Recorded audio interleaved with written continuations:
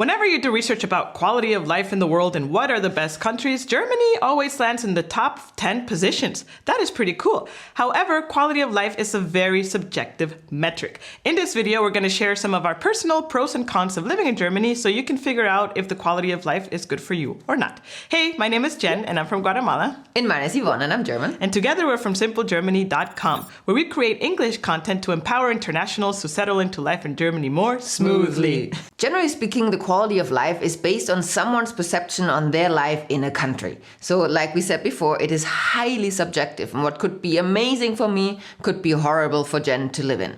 As we mentioned in the intro, Germany generally is known for a good quality of life. However, whenever one looks at expat surveys or indexes, especially the ease of settling in is the number one part that really pulls the quality of life for Germany down compared to other countries. And that is kind of like where we're coming. Yeah, exactly. That's where Simple Germany comes in. So we will divide this video into different buckets. And in each one, we will give you kind of like the pros and cons of what you expect on life in Germany. So bucket number one is housing. Now, when it comes to housing in Germany, there are generally speaking some very good parts once you find a house. Yeah.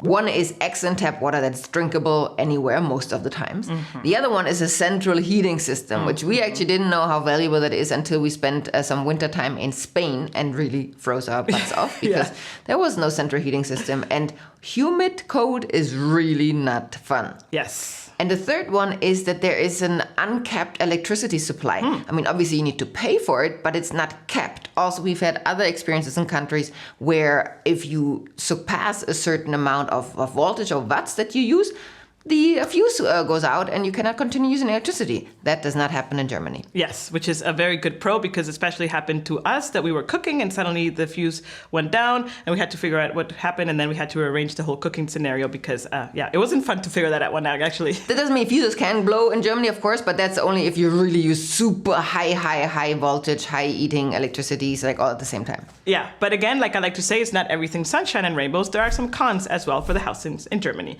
Con number one is that usually when you do find an apartment, you might most likely need to invest heavily in a new kitchen because usually apartments are rented out without a kitchen. Even though you see pictures of the rental property before, like on these websites with a kitchen, most likely if you read the description, it says either you can buy the kitchen from the owner, that is leaving it behind, or the owner will take it with them and you need to buy a new kitchen. That still happens very often. However, I must also say that recently more flats have kitchens already. It's like a trend, hopefully, that is growing. Hopefully. That would be awesome.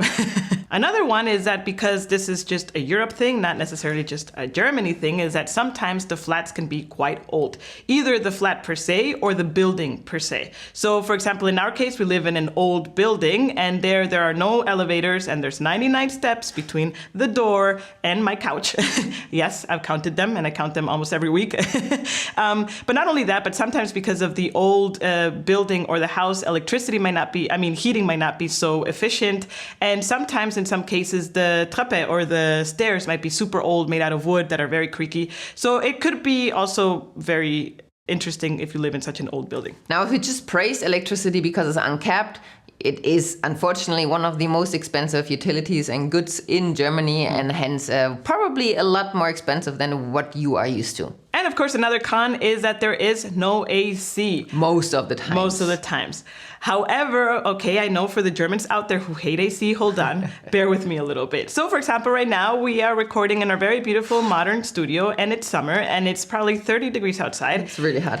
And there is a chance of a ventilator that could be super loud. That might be annoying for you. And so there is no AC for us to cool down. So we have to sweat a lot during recording times. However, this also happens with apartments that they don't tend to have air conditioning and also some offices as well, which on a day like today, like I said, if you don't have fans and if you don't have a good circulation of open windows, it can be very, very hot.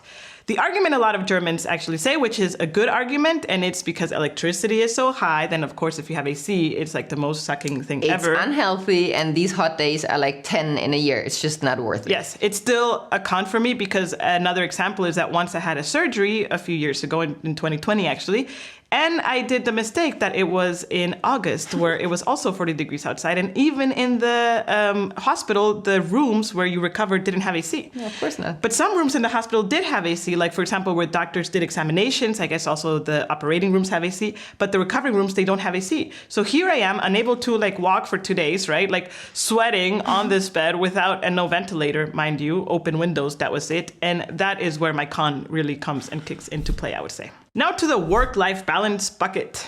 And here we must be honest, we have a lot more pros than we have cons because it's just an amazing place to work compared to other countries, right? It's not all sunshine and rainbows, but we are comparing it mostly also what you're used to, what we know from other countries. Yes. So the big number one is, of course, the number of vacation days on which we have done an extra video before and highlight how you can actually make the most out of it. But Europe, generally speaking, has like Germany, generally speaking, has between 20 and 30 vacation days per year, depending on your work contract. Which is pretty cool. Another thing is the job security. There's a lot of regulations and rules that protect the employed person, not employee, but the employed person, which doesn't make it so easy as we see in some here Hollywood movies that one day you make a mistake and the next second you are fired and that's the end of the contract. So there are some things to protect from those situations. Of course, you can still get hired. Of course, hired, but of course, fired jobs in Germany. However, there needs to be a very good reason, and they need to be able to prove this reason in case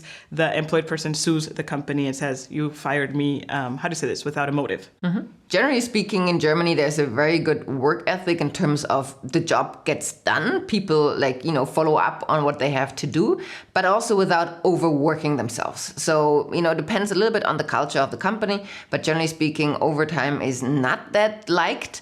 Or paid also depends, so that the omnious work-life balance is rather good in Germany. Not perfect, but rather good, and you can really enjoy your life after work. So we kind of like live. We work to live and we don't live to work. Yes.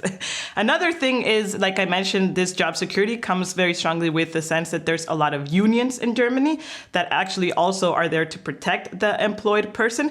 I remember this one telecommunication company, the union was very strong and they were the ones that negotiated more vacation days or maybe a 13th salary or maybe a Christmas salary sometimes and other benefits that you would get not necessarily by the will of the company, but by employed people that actually not fight, but debate or negotiate with the company of more benefits for the employees. And one more thing we'd like to mention that kind of like overlaps with the social and governmental buckets, but is part of working, is the unemployment benefits in case you do lose your job voluntarily or not. Of course, this depends on how long you have contributed to the system, but if you have, then you get, paid for a year around 60% of your net salary, so you don't just from one day to the next don't know how to survive anymore. Yes, which I think is pretty cool. We had a friend who finished a contract in one company and took her 8 months to find another job. And during that time, she got support from the government. So she was not without an income for those 8 months, but she was still searching for a new job.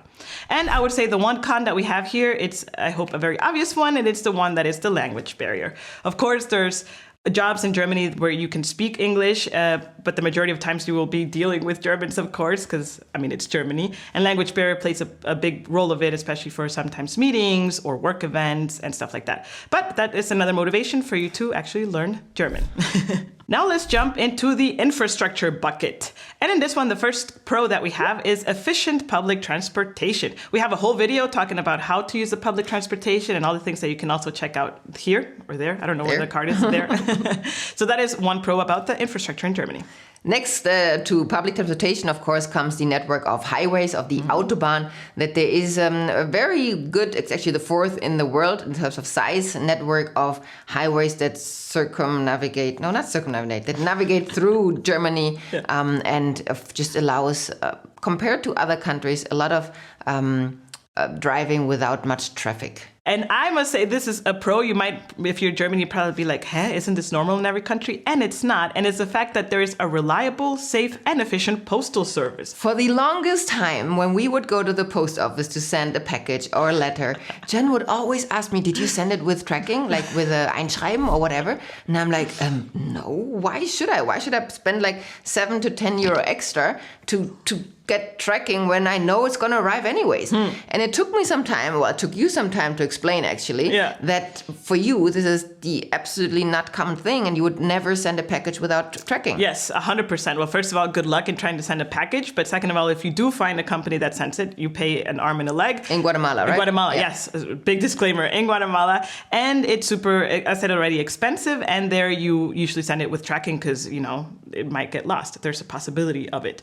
And we've also tried in other areas of Europe, I would say, to send postage. And I would say it's not as efficient. Spain being one of them, of, you know, maybe something as a postcard that we send and it gets lost or arrives months later. I mean, or maybe years later.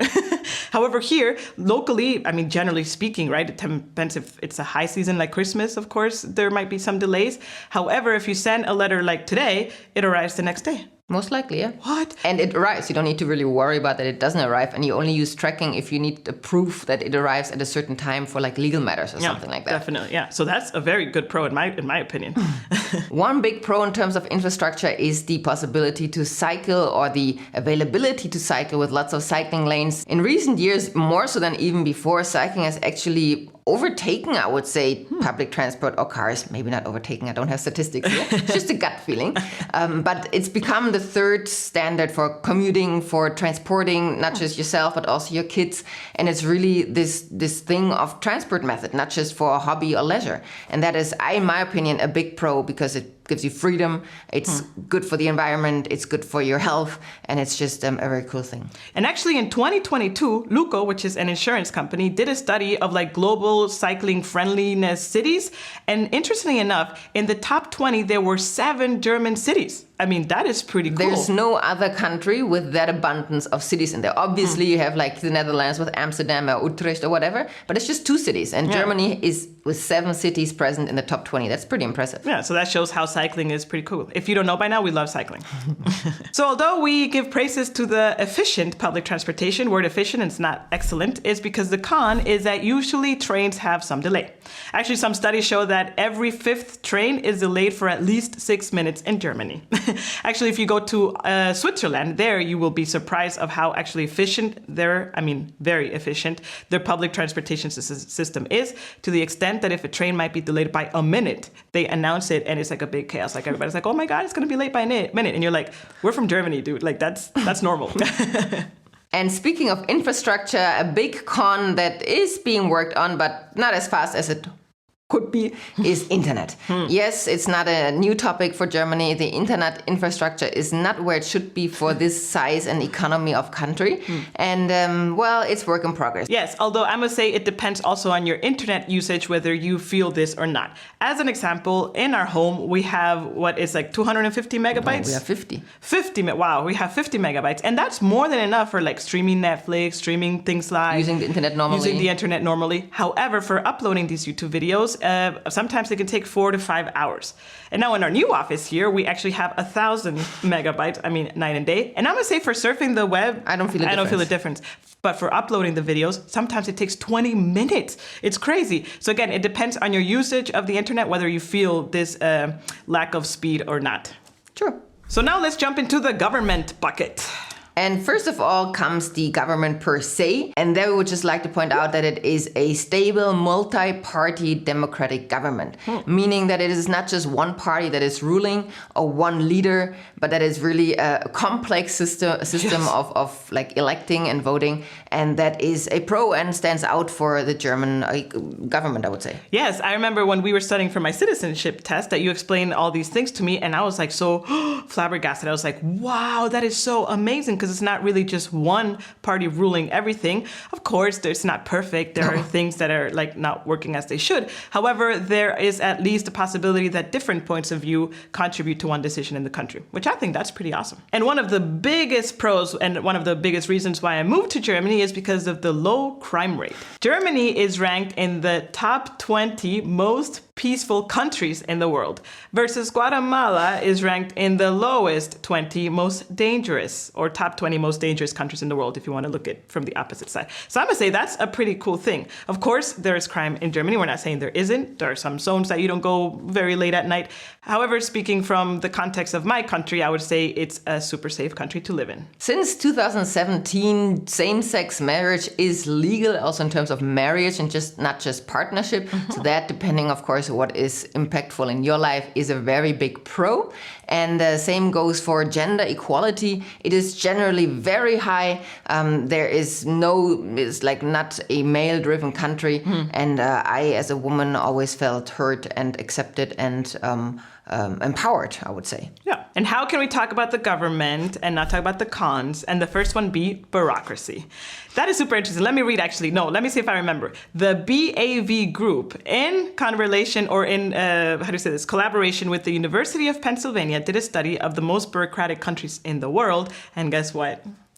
Germany is actually ranked number 42 as the least bureaucratic countries in the world. I mean, it's like super bureaucratic. And the top 3 non-bureaucratic countries are Finland, Sweden, and New Zealand. That's also surprising. So if you are moving to Germany, just know that bureaucracy, it's a very big part of our life. One could also argue as another con under the bucket government are additional fees that you will face or might face when moving to Germany that you're not used to from your home country, such as the church tax or the broadcasting fee, which we've done individual videos of that you can find also in the link below or in our channel.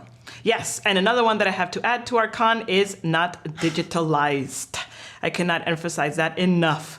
I mean, you go sometimes to other countries. USA, I would say, is a very digitalized country. Generally speaking, depends on the area. Banking, I think, is still behind, but other areas where it's very digitalized, a lot of things. And then you go see in Germany that some things just really take paperwork. Fax is still a thing. When we went to register a marriage or like to get an appointment for a marriage in 2017, that's not even that far behind.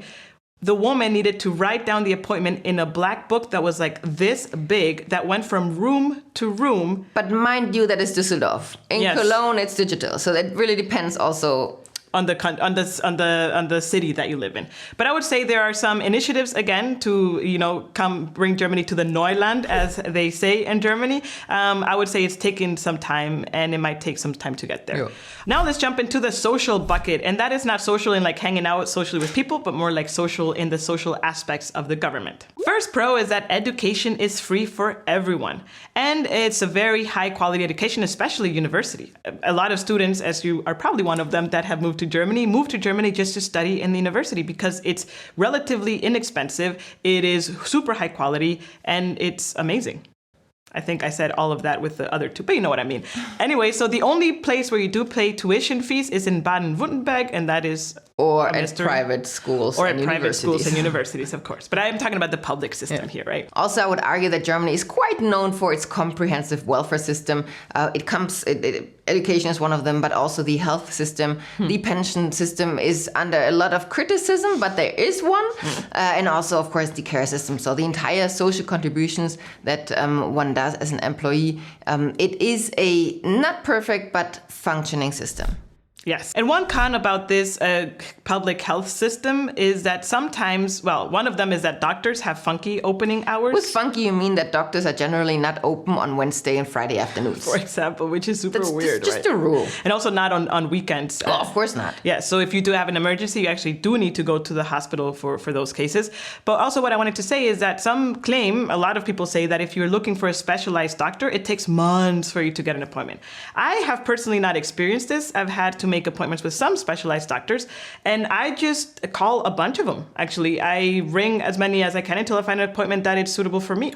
So I don't give up by the first try, and generally I have been successful. I don't know if it's a city thing as well, or I would say it also depends a little bit on the urgency of whatever case it is. But generally speaking, depending if you're on public health insurance, it does take longer to get appointments than if you would have private.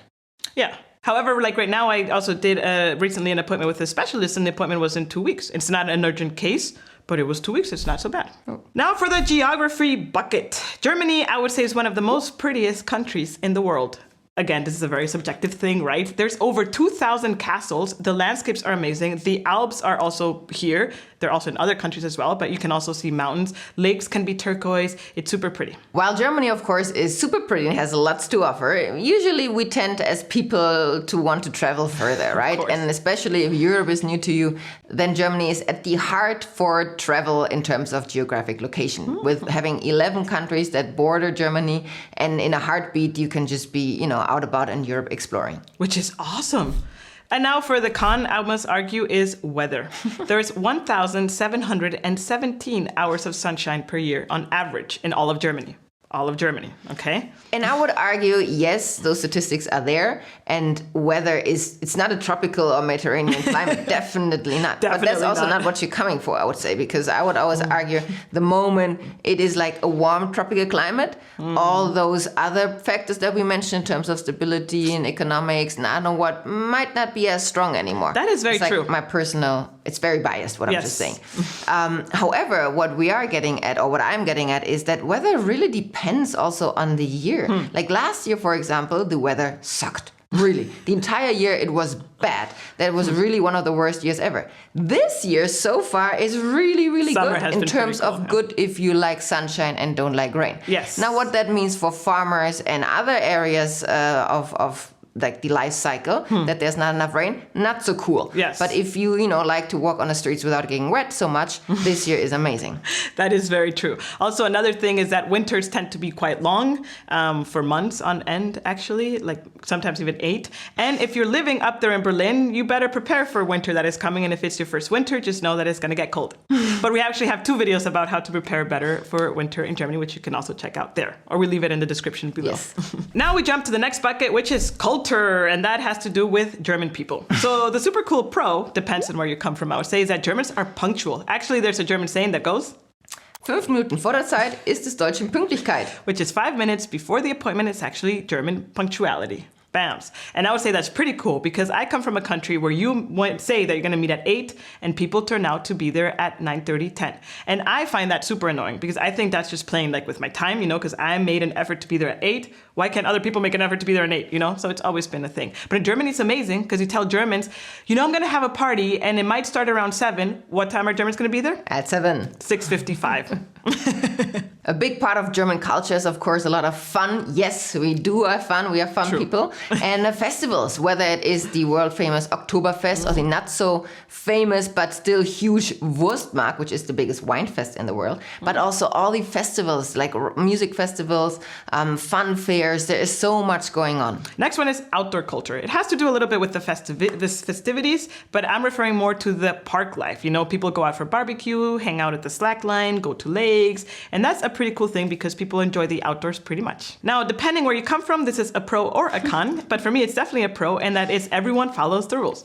Everyone, of course, is generalizing, but the majority of people follow the rules. I mean, the system is there and it's working because people actually follow the rules that need to be followed.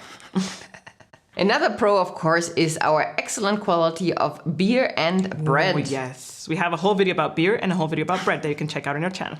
And again, it depends on where you come from if this is a pro or con, but I consider this a definite pro is the quiet times. Sundays, everything is closed. And it kind of forces people to go enjoy the outdoors if the weather is great, to spend time with family and friends. And also there are quiet times after 10 p.m. where you're not allowed to do like super loud noise. And it depends on the city, even between 2 and 4, and I'm not mistaken. 1 or 3. Or 1 and 3, it depends also on the big city. ones are Sundays in the evenings, yeah. However, there are, of course, big cons to German culture. And the number one con, I would say, we've also discussed in multiple videos before, is that it is really difficult to make German friends. Yeah, that's true. We have another video of how you can actually tackle this subject, which you can check it also in the description below.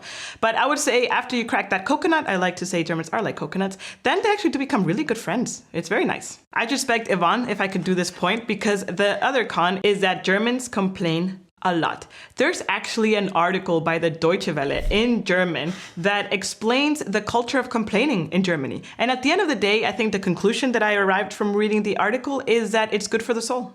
And it's a good network building or relationship building to complain as a society about things. Fair point. I don't know. And I wouldn't say complain. It's more like a whining than a complaining, I would argue. And it's more like sometimes also we are trying to state a fact, which might not be positive, and then that is considered a complaint. But for us, it's just, I'm just pointing out the truth. The truth. So I would say it needs more definition, but it's definitely happening. Yes, and actually a really good friend of ours says, if you want to actually make German friends, you should actually find a common reason to complain about. Then another con might be, depending on where you're coming from and what you appreciate, but for Jen it is a con, is the direct communication and our direct feedback. We don't like fluff things up or cotton candy around our words. No, we just say what we believe, we just say how things are, and that might be considered rude. However, it is just the most direct way of communicating. I would say I have never seen a society that uses the word no as just that. 9. That's it. There's no other explanation. Do you want to do this? 9. Okay. Okay, then 9. Another con is that cash is king. Again, this depends, very subjective, right? It could be a pro for you, it could be a con, but it's a con for me. And even though there was a massive push in 2020 for contactless payments, after all of that, Germany still has only 1.4 million POS, machines registered, point of sales, where you can pay with the card.